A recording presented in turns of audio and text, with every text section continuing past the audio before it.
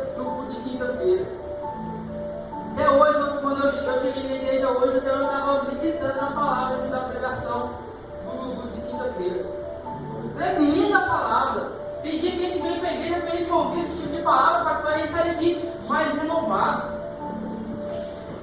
Você que quis não ver quinta-feira, não fique triste. Deus vai te abençoar da mesma forma também. Mas tem certos dias que Deus tem uma palavra para falar para cada um de nós que toca lá no profundo da nossa alma. E ontem eu fui na igreja que eu mais amor, nós estamos indo de sexta-feira de novo, pastor. E foi falado de novo a mesma palavra que foi dita aqui na quinta-feira. E eu vejo que em todos os lugares, em todos os momentos, Deus, Ele fala aos nossos corações. Amém. Deus, de todas as maneiras, Ele fala de uma forma diferente, para que nós, cada dia, nós venhamos nos levantar e venhamos estar mais fortes na presença do Senhor. Eu quero que você pegue sua Bíblia nessa noite, abra comigo no livro de Eclesiastes. Agora eu vou ler para você o que foi dito no culto de quinta-feira. Mas agora vamos ler aquilo que o Senhor colocou em nossos corações, para que nós viéssemos trazer a igreja nesta noite. Eclesiastes, capítulo de número 12, verso de número 1.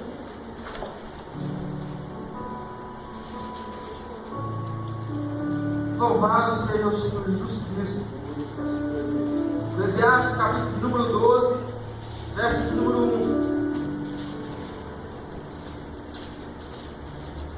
Nessa noite não deixe de adorar o Senhor, porque Ele já se faz presente neste lugar. Antes de nós chegarmos aqui, Ele já estava aqui esperando eu e você, para que nós viéssemos adorar o nome dEle.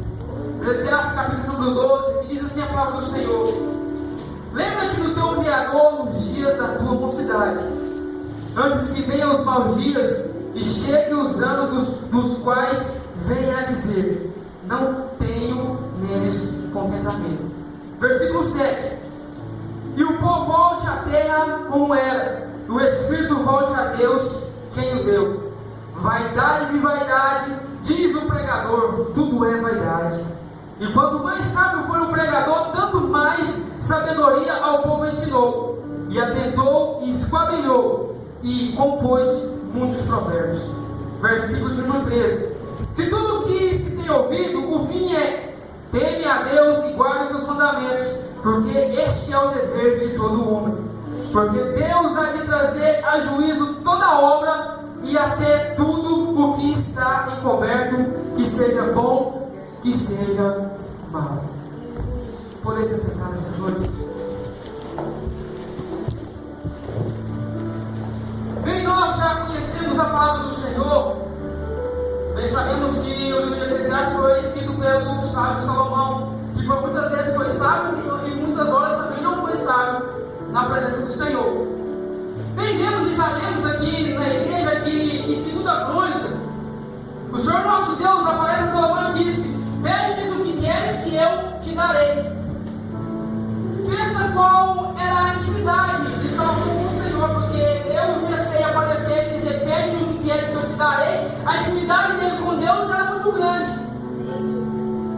E podia Salomão, por naquele momento em que Deus deu essa oportunidade a ele, pedir a Deus muitas riquezas, muitos cavalos, muitos carros, tudo aquilo que fizesse ele ser um homem grande, tudo aquilo que fizesse ele ser um homem próspero, poderoso, mais que o seu pai Davi foi. Mas bem vemos que ele se achega a Deus e diz: não, eu quero sabedoria. Talvez até naquele momento, digo eu, não a Bíblia, mas o senhor pode ter pensado: mas Salomão quer sabedoria? Eu desço aqui e falo para ele, pede-me tudo o que queres que eu te darei. E ele me pede sabedoria. Mas bem, nós sabemos que Deus já sabia tudo o que ia acontecer na vida de Salomão. Porque da mesma forma que Deus chamou Davi para ser rei, Deus também ungiu a Salomão a ser rei, assessor depois de seu pai. E bem, vemos que tão grande agora do Senhor e o governo do Senhor sobre a vida dele, que no momento em que ele pede sabedoria a Deus, ele diz: eu quero sabedoria porque o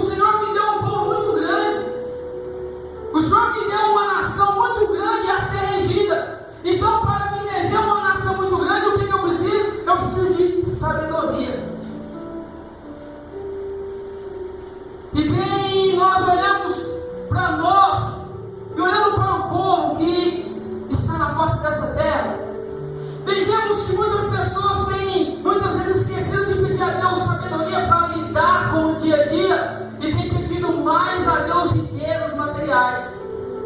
Bem, sabemos que para reger uma grande nação, para reger um grande povo, tem que ter sabedoria. E grande é a sabedoria também para um grande pastor que rege uma igreja. Bem, sabemos que Deus todo dia tem colocado sabedoria sobre a vida dele para reger a igreja, para reger o povo. E bem, vemos que aqui nesse lugar o Senhor tem usado o nosso pastor com grande sabedoria para nos ensinar como fazer e como não fazer na presença do Senhor. Tem nos ensinado como agradar ao Espírito Santo de Deus, e tem nos ensinado que certas coisas que fazemos não agradam ao Senhor Jesus Cristo. Por muitas vezes ouvimos muitas palavras duras que doem ao nosso coração, mas são palavras em que o Senhor está nos exortando para que nós venhamos ser melhor amanhã na presença dEle. E bem, vemos que Salomão pediu sabedoria, o Senhor lhe deu sabedoria. E além de dar sabedoria a Salomão, o Senhor enche ele ainda de riqueza. O Senhor ainda enche ele de tudo aquilo que faz no mundo em que nós vivemos hoje, no mundo material, o homem ser grande, o homem ser poderoso. Muitas vezes nós temos buscado no mundo em que nós vivemos, nós temos esperado a honra do homem, nós temos esperado a honra da mulher, nós temos esperado a honra do nosso patrão, que venha reconhecer aquilo que nós fazemos. Mas a palavra do Senhor diz que maldito o homem que confia no homem. Nós devemos confiar em nosso Deus, que criou os céus e a terra. Por muitas vezes nós depositamos a nossa esperança no homem, mas nós esquecemos que a palavra diz que o justo viverá pela fé. Passamos por dias maus, passamos, mas quando depositamos a nossa esperança no Senhor, Ele nos enche de riqueza, Ele nos enche de alegria.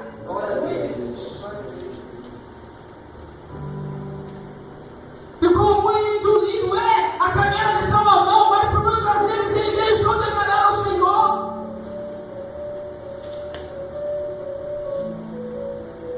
Mas o Senhor ainda abençoava a vida de Salomão. E vemos que no último versículo o Senhor fala assim, o Senhor fala a Salomão: a sabedoria que eu te dou, nenhum mais depois de te imperar. Todos os dias mais do que, muitas vezes eu chego a Deus, Deus me dá sabedoria, me dá sabedoria. Mas o Senhor muitas vezes nos dá sabedoria, nós não sabemos usar a sabedoria. Antes de eu conhecer a minha esposa, quando eu cheguei aqui nessa igreja, eu era um cara turrão. Ainda tem um pouquinho disso dentro de mim, mas Deus, né? Mas eu tenho pedido para Deus tirar. Porque eu sei que muitas vezes eu ser turrão, eu ser teimoso, eu sei que isso não agrada ao Senhor e me atrapalha na minha vida, no meu ministério. Vamos ler o Salmo 119, Salmo, vamos ler. Amém. Amém. Quando a gente ligou aqui, a minha esposa ficou muito brava. Ela saiu daqui de dentro toda brava. Porque a nossa líder falou que a gente ia ler o Salmo 19 para chegar atrasado. Eu falei assim: eu não vou ler o Salmo 119, não. Esse dia que dá, você não dá graça.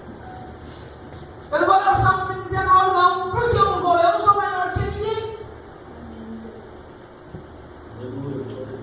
E todo homem que não segue a sua liderança, mal é o seu caminho. Porque Salomão, ele foi um homem sábio. Porque ele seguiu todos os conselhos em que seu pai Davi lhe ensinou. Segue reto, ande reto na presença do Senhor. Davi pecou, mas o que diz a palavra do Senhor que ele era segundo o coração de Deus. Nós pecamos, nós erramos, mas Deus vai lá no céu e fala: meu pequenino, ande na minha presença. Faça o que é reto aos meus olhos. Davi venceu muitas batalhas, porque ele seguia aquilo que o Senhor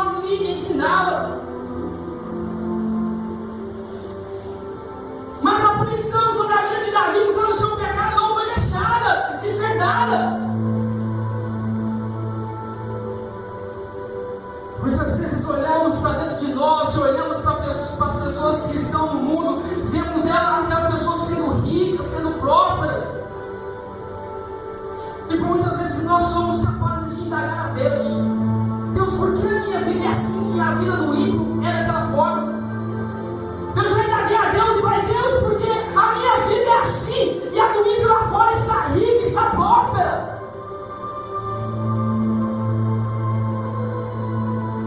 Mas o ímpio ele anda no pecado, o ímpio ele anda na podridão, o ímpio ele anda na mentira, o ímpio ele anda na soberba.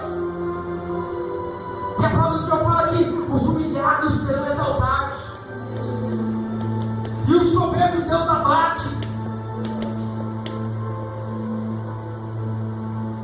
E vivemos agora no livro de Eclesiastes que o Senhor, usando o sábio Salomão, disse: lembrar-te do teu Criador nos dias da tua mocidade.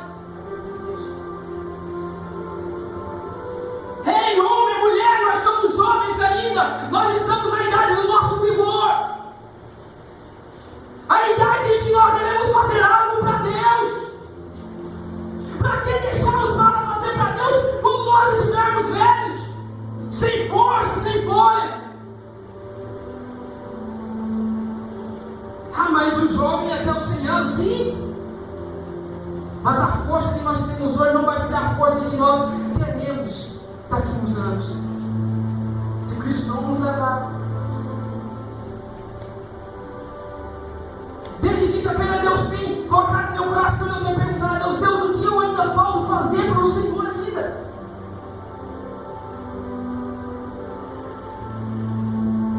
Sexta-feira eu vou falar de Deus e Deus disse: só falta você fazer tudo.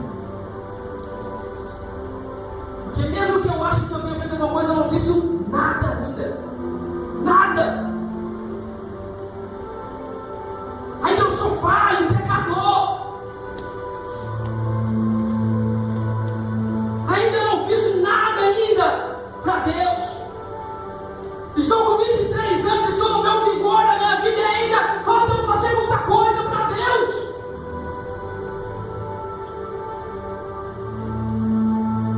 No livro de Gênesis, no capítulo 17, olha o que Deus fala a Abraão. Sendo, pois, Abraão na idade de 99 anos, apareceu o Senhor a Abraão e disse: eu sou Deus Todo-Poderoso, ande em minha presença e ser perfeito.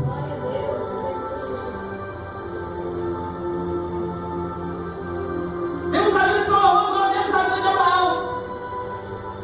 Bem, no capítulo, se não me falha a memória, o capítulo 14, no versículo 15, vemos que Abraão estava na sua terra, e naquela terra onde ele estava, começou a passar por uma falta de mantimento muito grande.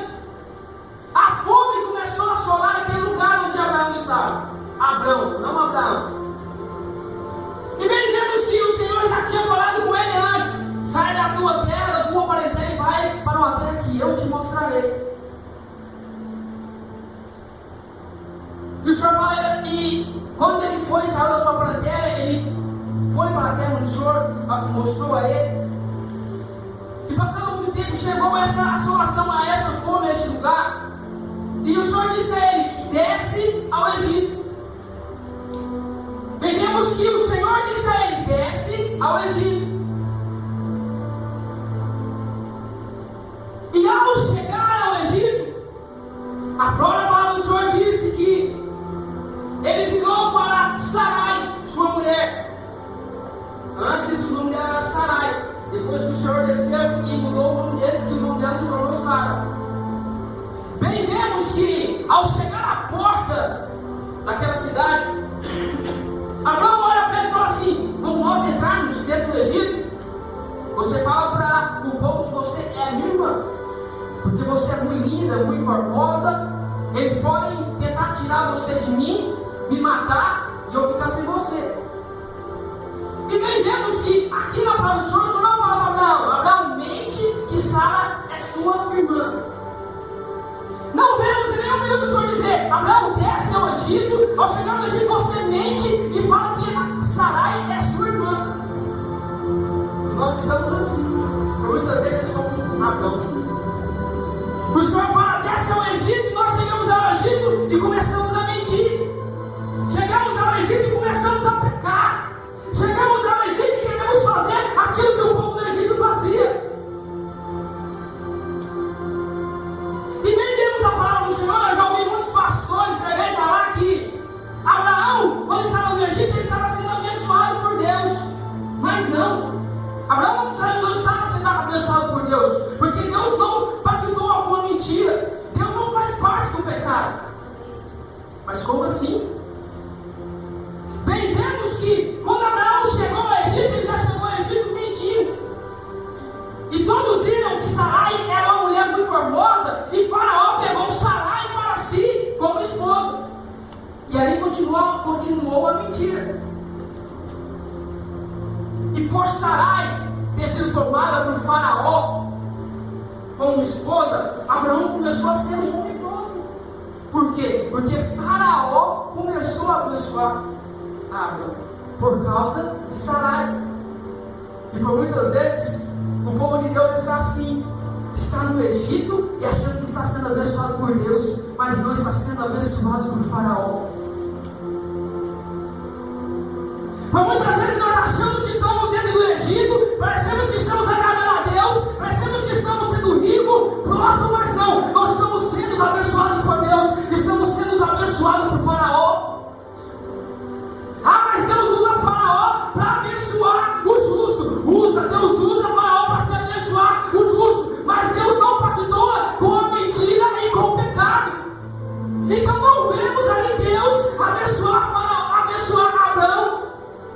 Vemos Faraó abençoar Abraão por causa de Sarai. E bem vemos que, passado um tempo, Faraó descobre que Sarai é a esposa de Abraão. Aí Faraó manda chamar Abraão. Chama Abraão e fala: por que tu me disseste que ela era a sua esposa? Por que tu me falaste que ela é a sua esposa? Faz, pega Sarai e leva Abraão e fala para os seus servos pegar Abraão e Sarai e tirá-los do Egito. Eles saíram do Egito. E veremos quando eles saem do Egito, o Senhor começa um novo propósito na vida de Abraão. Quando nós saímos do Egito, qual é o propósito que Deus pôs em nossa vida?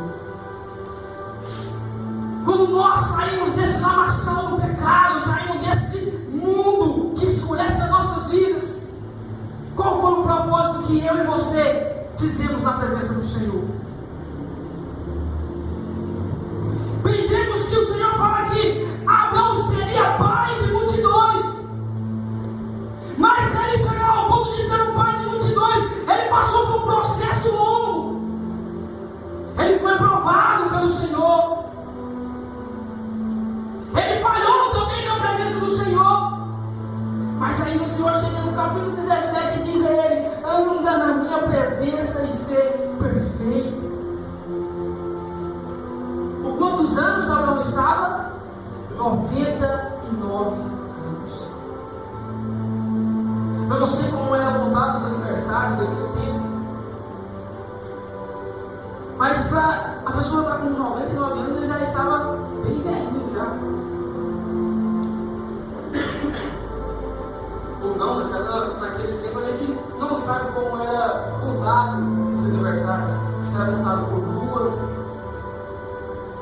Mas o Senhor chega até ele e fala, no capítulo 17, Deus fala: Abraão, anda na minha presença e ser perfeito.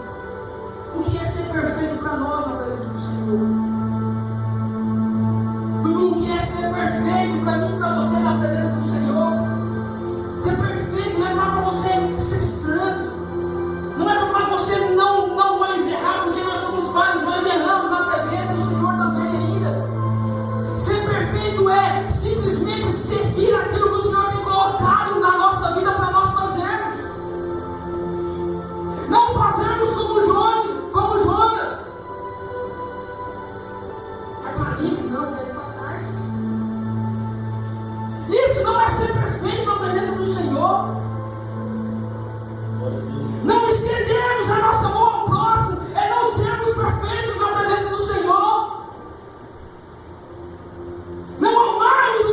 próximo não é ser perfeito na presença do Senhor. Porque todos nós temos um chamado, todos nós também temos uma escolha. Então que cada um de nós iremos ter uma escolha na presença do Senhor. E cada um de nós iremos escolher a fazer sempre a vontade do Senhor Jesus Cristo. Porque sempre é melhor fazer a vontade de Deus do que